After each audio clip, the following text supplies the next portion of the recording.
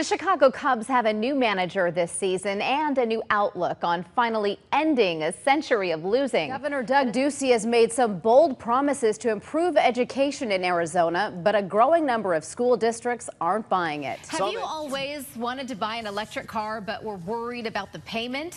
Some good news tonight. A lot of used electric vehicles are about to hit the market. Free donuts for life. It's true, and we will tell you how to get them. That's one of our 5 stories in 55 seconds. A vehicle tried to ram the gates at NSA headquarters today, forcing police to open fire. Right now we're hearing that there was a report of an explosion, a massive explosion at a home around 920 on Choya Street and 79th Avenue.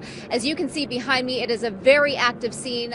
Police say an alert shopper at Walmart recognized the suspect, and because of that, they now have new images of the man they're tracking down. But right now, I am looking north and watching a thunderstorm roll in, and gusts associated with that could pose a real threat to firefighting efforts. Well, this happened in the parking lot behind me. The woman is concerned that by hitting her, the driver might have been trying to knock her out so that she wouldn't be able to fight him off.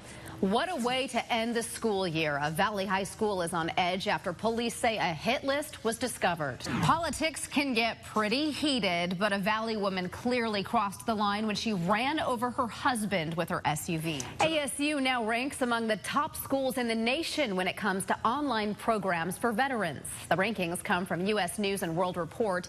According to the magazine, ASU is number 2 for its graduate criminal justice program and for most of its graduate business programs.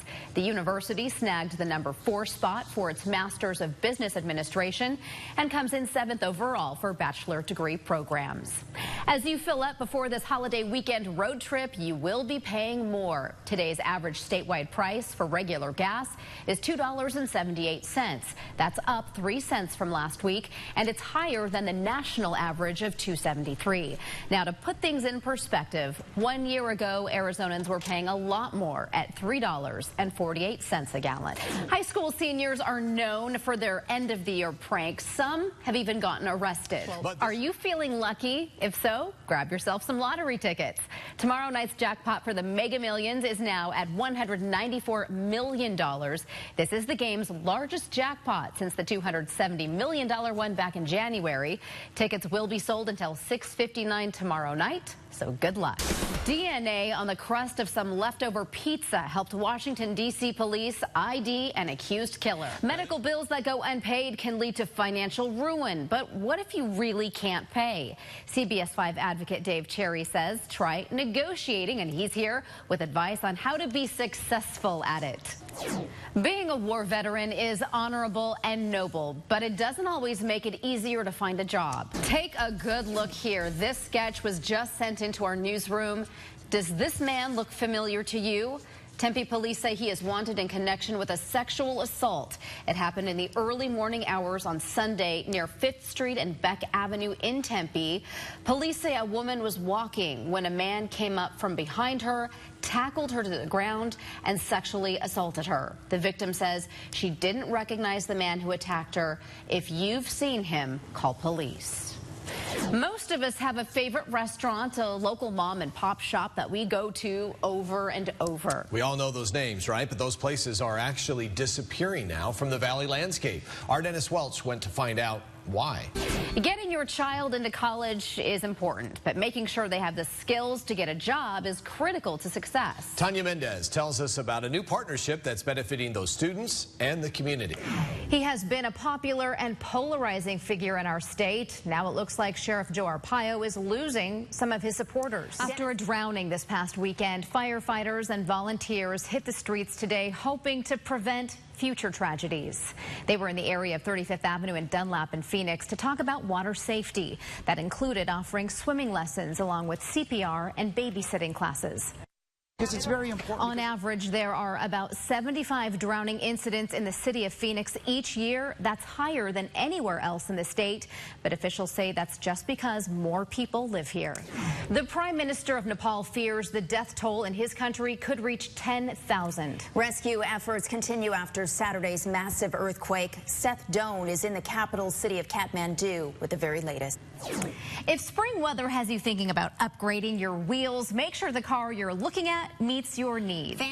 Victoria Mendez was released from the hospital earlier this evening. She told me she was driving home from work last night when she saw her son standing on the corner of her street here. So she stopped her car, and what happened next is heartbreaking.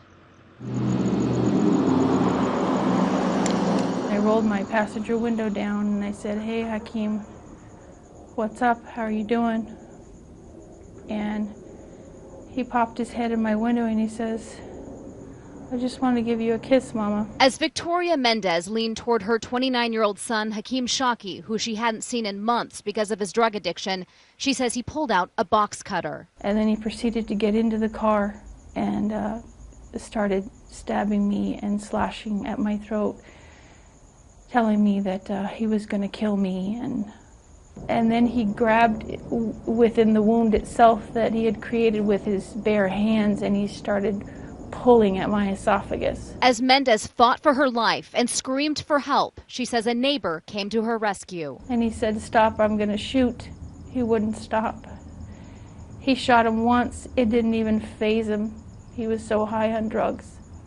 And the second shot I heard, he went down. Mendez is now beginning a painful recovery and mourning the loss of a son she feels she truly lost to crystal meth, not to the man who pulled the trigger. There was nothing else you could have done. And as sad as I am to lose my boy, you did the right thing. And I thank you for my life. In Glendale, Rebecca Thomas, CBS 5 News. Mark, fans tell me it was a hit that silenced the stadium. Take a look at this video and you can see why. It is very scary. A line drive nailed D-backs pitcher Archie Bradley on the right side of his face. That hit knocked him to the ground, and fans who saw it happen were horrified. He went down so fast, the ball went right at his face.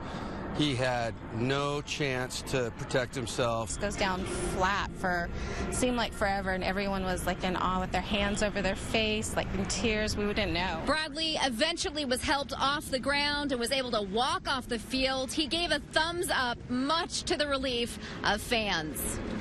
And both teams were applauding and very concerned, but it was a good moment.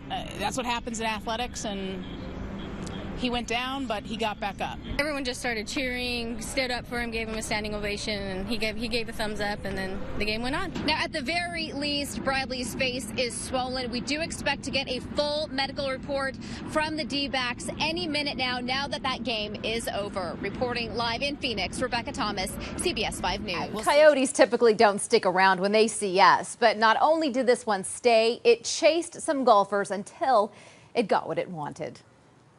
Oh my God, he's like running. A group of ladies hit the link Saturday and had one wild game of golf. He ran up to us just like a dog, and but then I thought to myself, wait, this isn't a dog, that's a coyote. So after snapping a few pictures, Rebecca Goldberg and Amy Kirkus got into their golf cart and took off down the greens at Talking Stick Golf Club. We're being chased by a coyote. But as you can see, this curious canine wasn't ready to say goodbye. He was definitely kind of assertive, right? You could tell that he had a mission. He was going to follow us. We were driving the golf cart as fast as we could go, and he was keeping up to us, and he was right behind us, and I thought, he might jump on the back of the golf cart. Fortunately, that didn't happen, but they weren't able to lose the coyote until Kirkus tossed a sandwich onto the golf course. We were able to get away, and then he went off into the bushes and was gone after that. The women eventually realized getting fed was probably the coyote's game plan all along. He has it all figured out. He knows he can get food from golfers, and he knows how to go about it, I think, and he's a smart coyote. Both ladies say from now on, they won't bring food on a golf cart. Now, if you'd like to see that video again, we have the clip on our website, cbs5az.com.